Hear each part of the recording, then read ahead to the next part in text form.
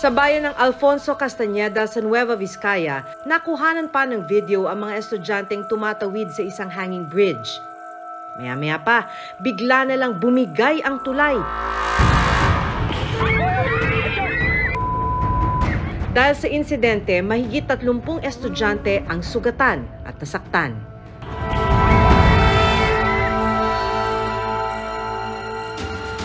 Sa bayan ng Teresa sa Rizal, isa ring hanging bridge ang bumigay matapos ang paghagupit ng bagyong Enteng. Ito yung tulay noon, bumagsak nga nung dahil sa bagyong Enteng, sa lakas ng tubig, ng baha, ito ang nangyari.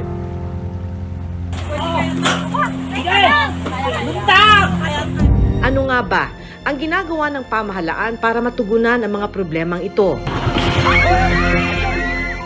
Diyan na lang kami sa dadaan sa tulay, hanging bridge. Kasi yung kalsadang daanan namin, umapaw na yung tubig.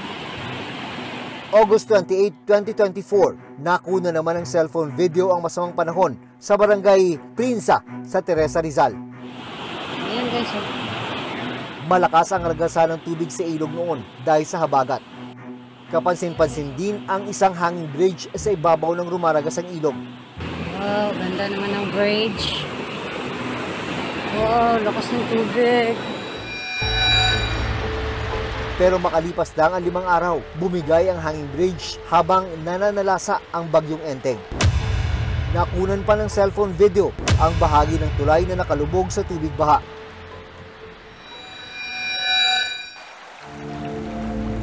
Makalipas ang mahigit 1 buwan nang masira ang tulay, pinuntahan ng Reporter's Notebook ang hanging bridge. Sira na ang pundasyon at tumabingi na rin ang tulay. Ito yung tulay noon, bumagsak nga nung dahil sa bagyong Enteng, sa lakas ng tubig, ng baha, ito ang nangyari. Nakapatong yung hanging bridge lang sa center support, itinulak ng mga basurang dala ng mga kahoy, kawayan, bumagsak. Tapos pati itong aming bagong gawang riprap, sa lakas ng tubig bumigay. Noon lang namin naranasan na ang tubig na yan tumaas ng ganun. Pero sa kabila ng kondisyon ngayon ng hanging bridge, ilang residente pa rin ang napipilitang tumawid dito. Wala po kasing ibang pwedeng daanan. Merong kayo napakalayo, iikot na malayo-malayo. Kung tutuusin, may spillway sa tabi ng nasirang hanging bridge na pwede ring daanan. Kaya lamang po, pag bumabaha, hindi maraan at gaya nung last week, medyo mataas ang tubig, nakalubog yung spillway, yun pa rin tuloy ang ginagamit ng mga tao. Kaya para sa mga residente, mas madali pa rin kung sa hanging bridge sila daraan. Ito rin kasi ang nagsisilbi nilang shortcut papuntang bayan. Isang magsasakang si Mang Olderico sa mga residenteng nakikinabang sa nasirang hanging bridge. May malaking bagay talaga. Pag nga bumabaha, mahirap rin.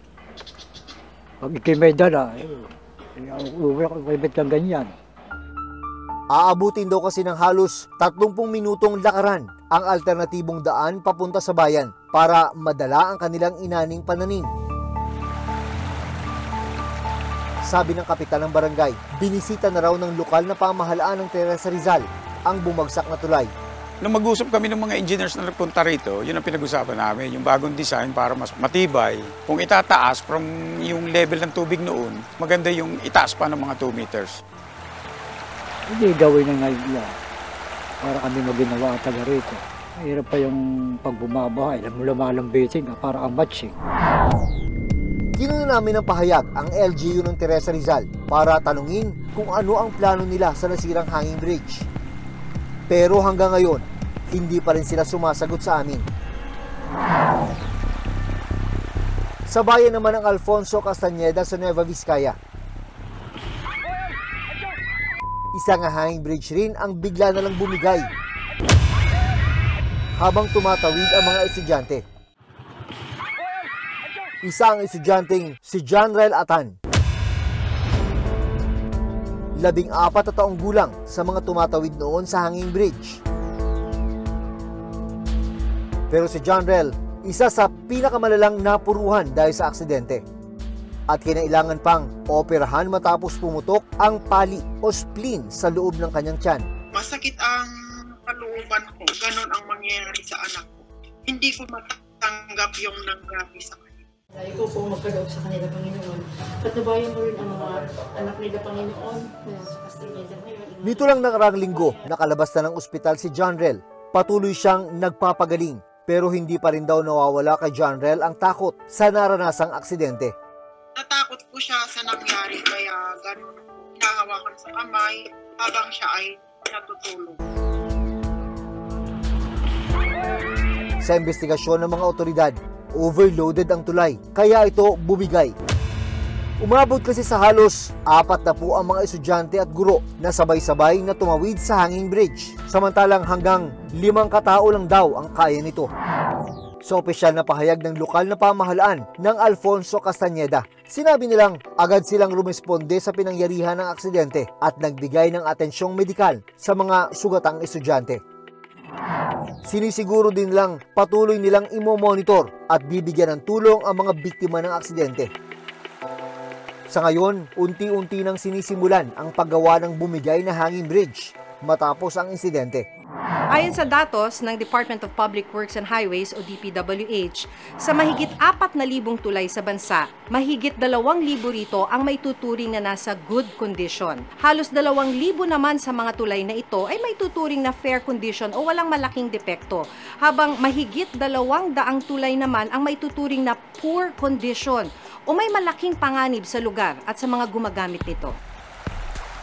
Para sa isang eksperto, mahalagang namomonitor ang kondisyon o ang tinatawag na structural integrity ng mga tulay para maiwasan ang mga panganib tulad ng nangyari sa Nueva Vizcaya. Yung ating mga buildings may mga annual inspection din yan. No? Ganyan din ang bridges. Pagka merong report na something sa isang inspection, merong part na damage, those should be attended to. Otherwise, lalaki damage na yan. No? Dapat din daw na napag-aaralang mabuti o nagagawa ng maayos ang feasibility study para matiyak na matibay ang tulay at hindi basta-basta nasisira kapag dumaraan ang malalakas na bagyo. Hindi pwedeng after 1 year sira agad o papalitan mo na after 10 years. Pag poor ang kalye, poor ang mga bridges o kaya nasira, hindi na repair agad, pwede nating sabihin na nagkukulang ang mga local government. Isa yan sa mga indicators kung mahusay ang pamamahala ng isang local government.